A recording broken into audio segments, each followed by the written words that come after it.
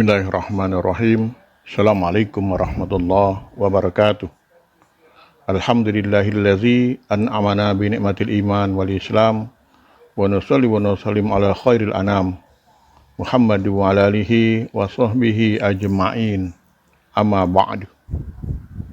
Sahabat pendengar yang berbahagia, kesempatan kali ini saya akan sedikit mengulas atau membahas tentang qanaah dan kedengkian atau bentengi kedengkian dengan qanaah. Pendengar, waktu terus berjalan, ia tidak akan pernah berhenti apalagi mundur. Segala sesuatu yang akan terjadi di masa depan bisa kita persiapkan dari sekarang. Atau dengan mengumpulkan sedikit demi sedikit bekal untuk sesuatu yang tak terduga. Semakin banyak bekal kita, semakin banyak pula peluang kesuksesan yang akan kita raih nantinya. Kesuksesan yang kita maksud bukanlah kesuksesan di dunia semata, namun juga di akhirat. Bahkan itulah masa depan sesungguhnya. Sahabat pendengar yang berbahagia, Imam Syafi'i mengatakan bahwa kehebatan seseorang terdapat pada 3 perkara. Pertama, kemampuan menyembunyikan kemelaratan sehingga orang lain menyangkamu berkecukupan karena kamu tidak pernah meminta dan selalu merasa bersyukur. Yang kedua, kemampuan menyembunyikan amarah sehingga orang mengiramu merasa ridho karena tampak wajah yang ceria. Yang ketiga, kemampuan menyembunyikan kesusahan sehingga orang lain mengiramu selalu senang karena tertutup dengan amal soleh. Bahkan Rasulullah SAW bersabda, jadilah seseorang yang warok, niscaya engkau menjadi manusia yang paling baik dalam beribadah. Dan jadilah seorang yang qanaah, niscaya engkau menjadi manusia yang paling bersyukur.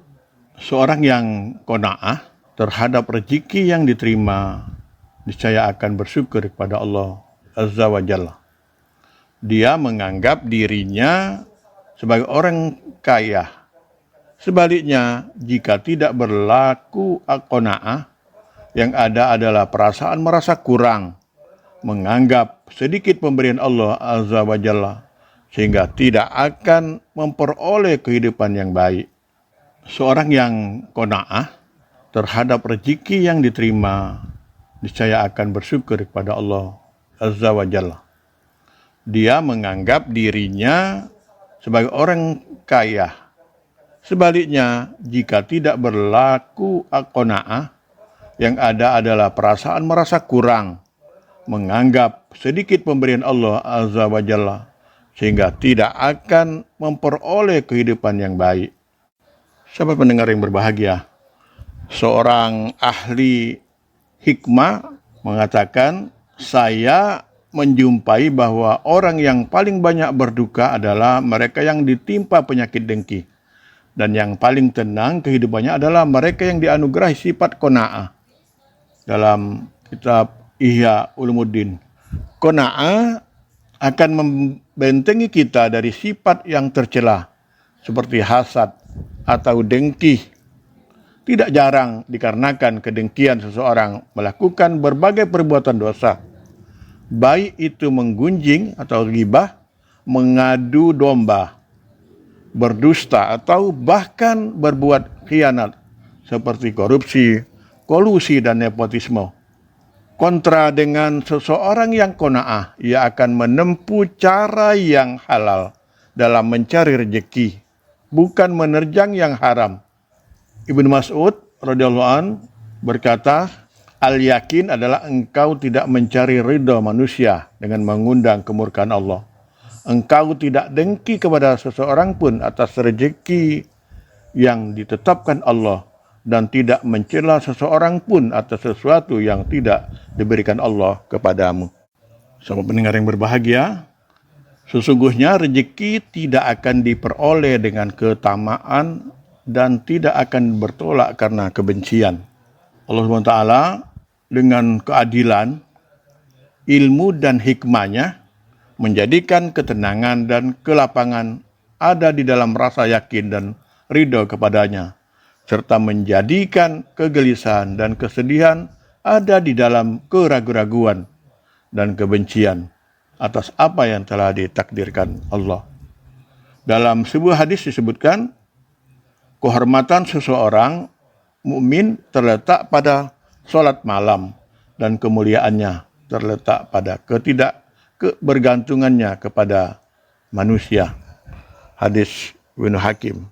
Sahabat pendengar yang berbahagia, sebuah hadis Rasulullah riwayat Imam Baihaqi bunyi, "Wahai manusia, bertakwalah kalian kepada Allah dan carilah rezeki dengan cara yang baik. Sesungguhnya seorang itu tidak akan mati sehingga lengkap jatah rezekinya. Jika rezeki itu terasa lambat datangnya, maka bertakwalah kepada Allah dan carilah dengan cara yang halal dan tinggalkan yang haram."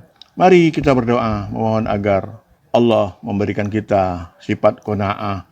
Salah satu doa yang diriwayatkan dari Ibnu Abbas adalah doa, "Ya Allah, jadikanlah aku orang yang qanaah terhadap rezeki yang Engkau beri, dan berkahilah serta gantilah apa yang luput dariku dengan sesuatu yang lebih baik." Hadis riwayat Imam Bukhari dan Al-Adab Al-Mufrad. Sahabat pendengar yang berbahagia, ini saja yang dapat saya sampaikan pada kesempatan ini. Mudah-mudahan bermanfaat bagi kita semua. Nasrun minallah wa fatun qarib. Wassalamualaikum warahmatullahi wabarakatuh.